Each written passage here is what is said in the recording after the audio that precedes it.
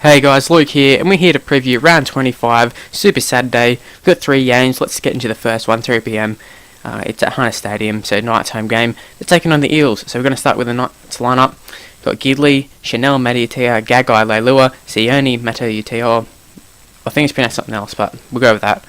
Then we've got Mullen, Roberts, Farlongo, Clydesdale, Mason, Scott, Rocco, Cuthbertson, and then Waddell, Sims, Howson, and Tahu.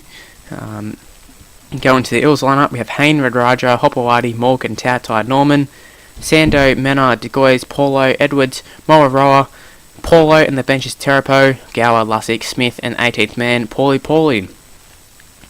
Now, night side, they were already a depleted outfit. Now they're even depleted even more, losing Jeremy Smith and Cade Snowden. Both, they're not in the greatest form, either of them, but still, just losing them. I mean, Farlongo at prop. I know I'd rather Snowden if I had the choice, and I think you would too. Even though Snowden, I don't think Snowden's been valued for money for them as a signing overall. Just, he's a much better player than Farlongo, let's be honest.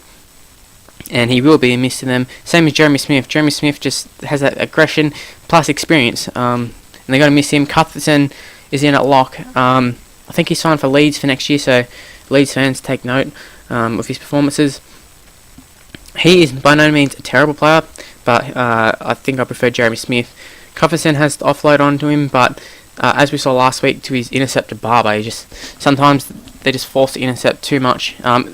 Some players get the tendency where they get one offload, that they just tend to once they get one, they just keep doing it no matter what.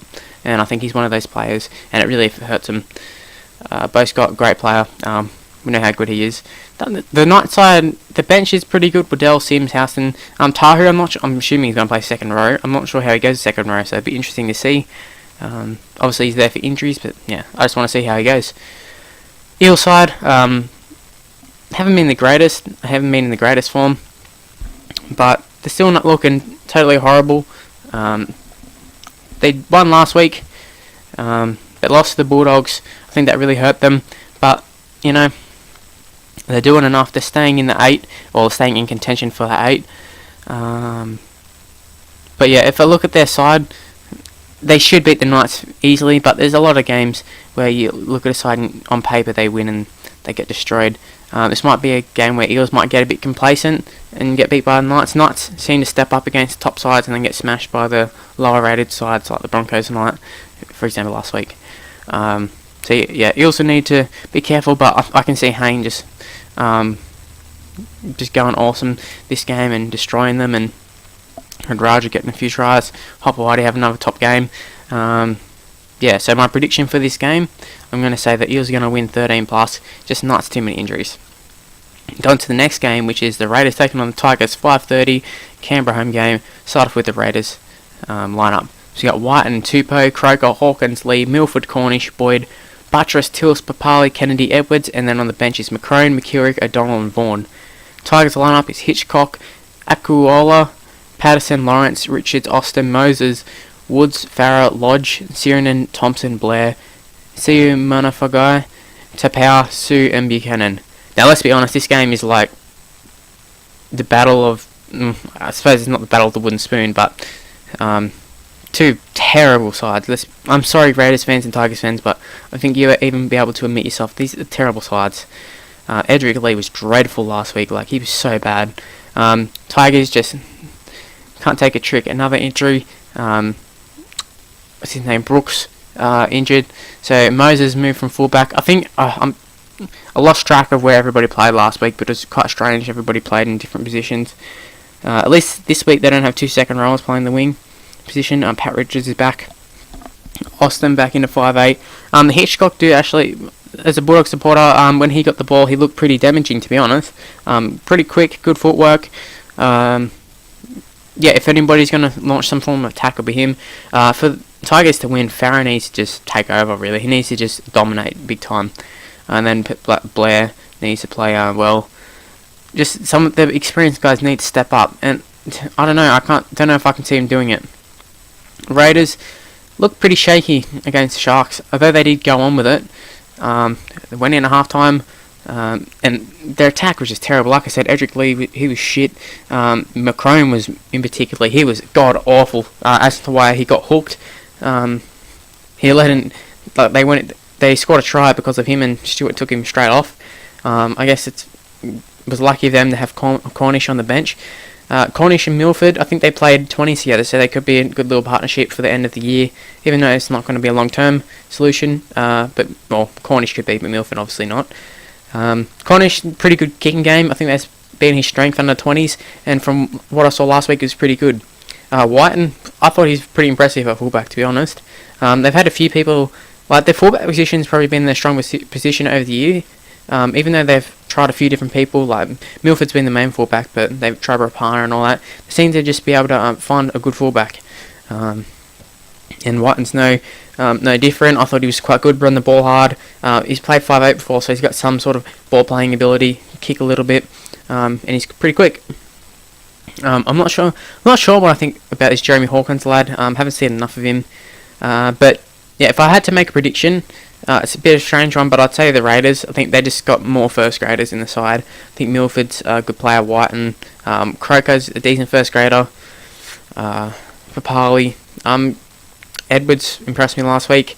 I haven't been a big fan of him, but he's been putting on some good tackles lately, so been liking that. But at the same time, I can't say Raiders for sure, but if I just had to take a guess, it'd be the Raiders, like 13+, because I think whoever wins this is going to run away with it. And the final game of Super Saturday is the Roosters taking on the Storm. It's at Allianz Stadium, a Roosters home game, so let's get into it.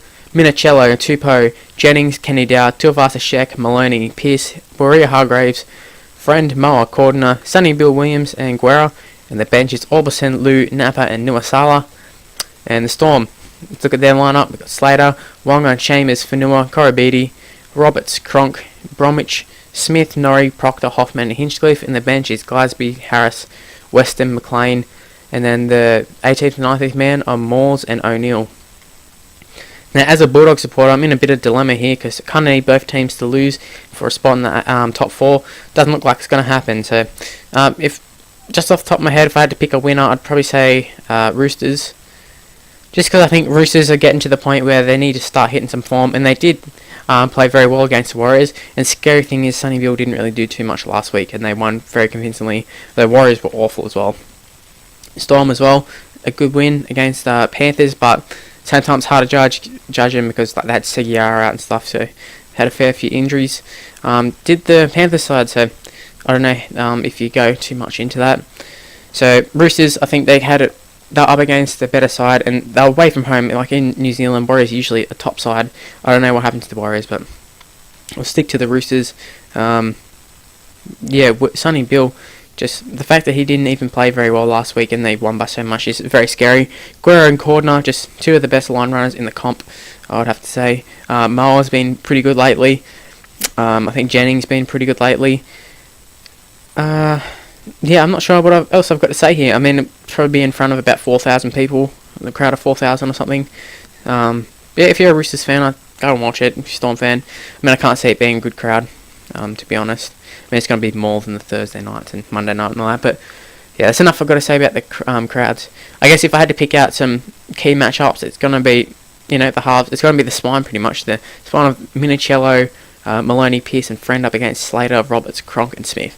To be honest, I'd give the edge to the Storm in that matchup. Even Roberts up against Maloney on his day. Roberts is a tank. Like, just look at his try last week.